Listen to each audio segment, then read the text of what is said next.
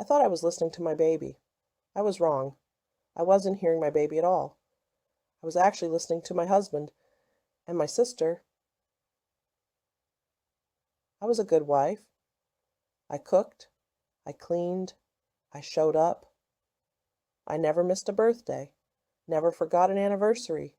Never gave him anything less than everything I had.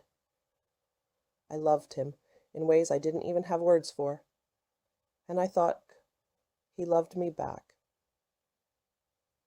His name was Jun Hyuk, Korean, quiet, the kind of man who made you feel like you were the only person in the room. I met him at a work event. He handed me a drink and said, "You look like you'd rather be anywhere else." I laughed. He smiled. That was enough. We were married 14 months later. When our son was born, I thought, this is it. This is everything. I had the husband, the house, the baby. I had the life I always wanted. But that night, the night everything changed, I wasn't even supposed to be awake. Our baby had been restless, crying on and off since midnight. I was exhausted, the kind of tired that gets into your bones. But somewhere around 2 a.m., the crying stopped. And in that silence, I heard something else. It wasn't a sound a baby makes. I reached for the monitor, out of habit, just to check. And that's when I heard them. 2 voices. Low, close, careful. Like they already knew the walls had ears. The first voice was Jun Hyuk. I would know his voice anywhere, even at a whisper, even when he was lying. The second voice hit me like cold water. It was my sister, Jasmine. My sister. My big sister. The woman who held my hand at our mother's funeral. The woman who flew across the country when I went into labor.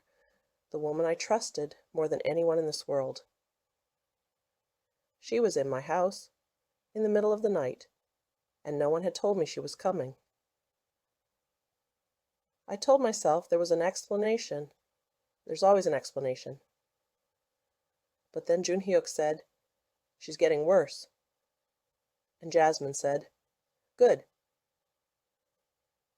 I put the monitor down. I sat on the edge of the bed, staring at the wall. My baby was asleep. Somewhere in this house, my husband and my sister were still whispering. "She's getting worse." Good. I didn't sleep that night. I didn't sleep for a long time after that. Because I didn't know what they meant yet. Not yet. But something deep inside me, the part of you that knows before your brain catches up, already did. This wasn't about love. It was never about love. It was about me. The next morning, Jun Hyuk made breakfast like nothing happened. Eggs, toast, coffee. The coffee tasted different that morning. Stronger, bitter. I finished it anyway. He kissed my forehead and asked if I slept okay. I said yes. I lied. I watched him and kept thinking, say something. Ask him. But every time I opened my mouth, I heard it again. "She's getting worse." Good. So I said nothing. I decided to watch instead. Over the next several days, I started noticing things. Small things, easy to explain away. My keys in the wrong place, my phone in the refrigerator. I laughed it off. New mom, no sleep. It happens. But then Jun Hyuk said, "You did it again last night." He said I had gotten up at 3 a.m., gone downstairs, and started rearranging the kitchen cabinets. I had no memory of it. None. He looked at me the way you look at someone you're worried about, or the way you look at someone whose time is running out. Soft eyes, careful voice. "Naomi, this has been happening for weeks." Weeks. Not days. Weeks. I tried to remember. I couldn't. But something felt wrong. Not tired, not confused. Wrong. I didn't feel crazy. I felt like someone wanted me to think I was. I went back through my phone. Someone had been using it while I was asleep, careful enough to delete everything, except this one. A text message, sent from my phone, to a number I didn't recognize, at 3:17 a.m. The message said, "It's done for tonight." Done? For what? I called the number. It rang twice. Someone picked up. Said nothing. Just breathing. Then the line went dead. My hands were shaking. 2 explanations. Either I was losing my mind, or someone was using it against me. I didn't know which one scared me more, but deep down, I think I already did. Because if I wasn't losing my mind, then someone else was inside it. I needed proof. Not for June Hyuk, not for Jasmine, for myself. I had one piece of evidence, but one wasn't enough. I needed something undeniable, something they couldn't explain away. So I wrote everything down. Every morning, before I got out of bed, what I ate, what I watched, what time I fell asleep. Every hour accounted for, except that one. I hid the notebook under the bathroom sink, and I waited. 3 days later, June Hyuk said I had wandered into the backyard at 2 a.m., standing in the cold with no shoes on, not responding when he called my name. I checked my notebook. Asleep at 10:47 p.m., every minute until then, nothing after. But here's what June Hyuk didn't know. I used the one thing they never checked, my own phone, set to record through the night. No footsteps, no doors, no one going outside, just silence. And then, at 2:13 a.m., a voice. June Hyuk, on the phone. She doesn't remember anything. It's working, just like you said it would.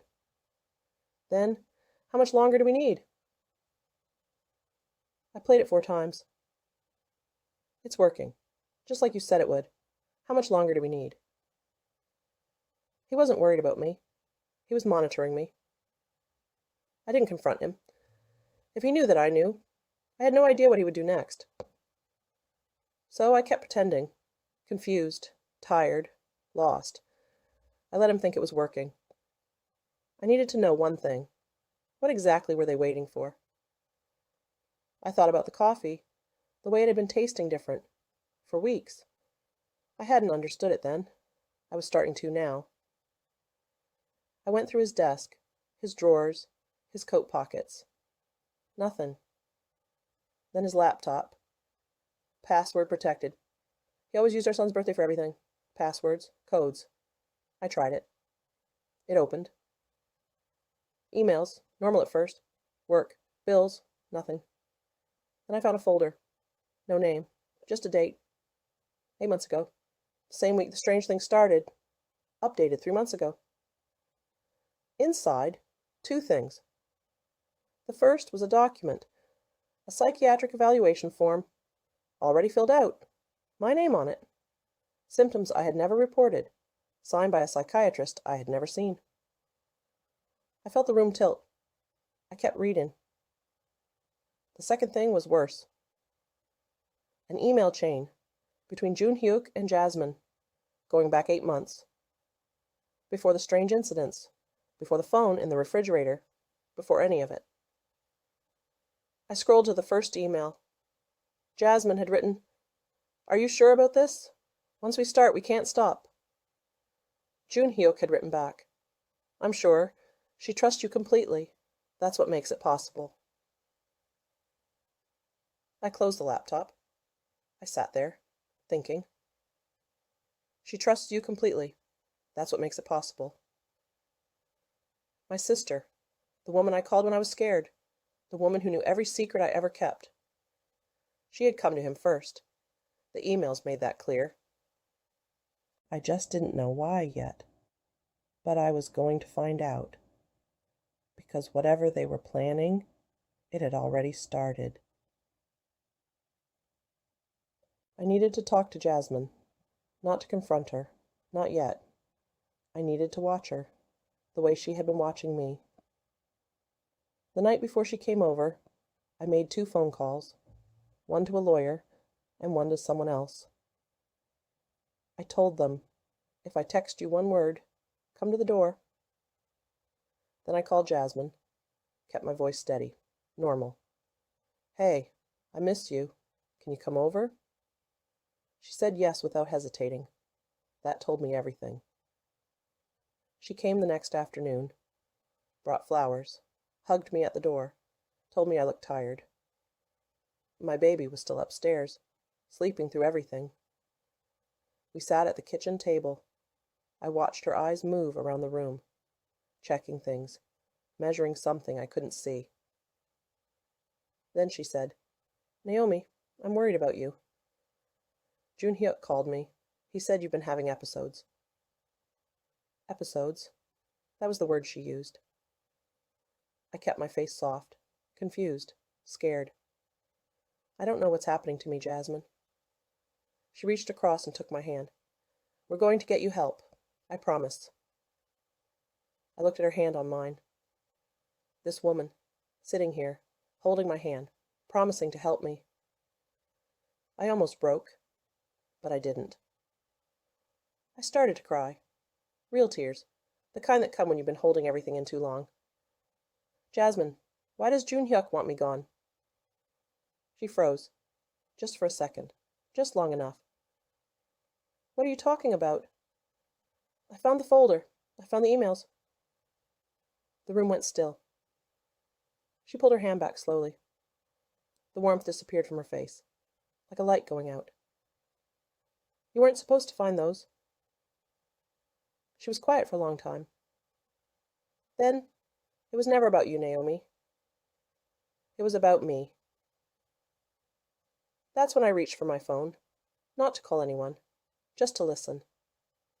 She looked at the phone, then at me, then at the door, and something in her broke. Maybe she was tired. Maybe she had been waiting for a reason to stop. Either way, she started talking. Jun Hyuk had been using her, for years before he even met me. She had been involved in an accident, years ago. Someone had died. And Jun Hyuk had the proof. He held it over her ever since. When he met me, when he decided he wanted my life, my assets, everything I had built, he came to Jasmine. Not with a request, with a threat. Help me, or I tell everyone what you did. I tried to stop. I did. But he wouldn't let me. And every time she almost stopped, he reminded her what she stood to lose. When she finished, I reached into my pocket and placed my phone on the table, recording app still running.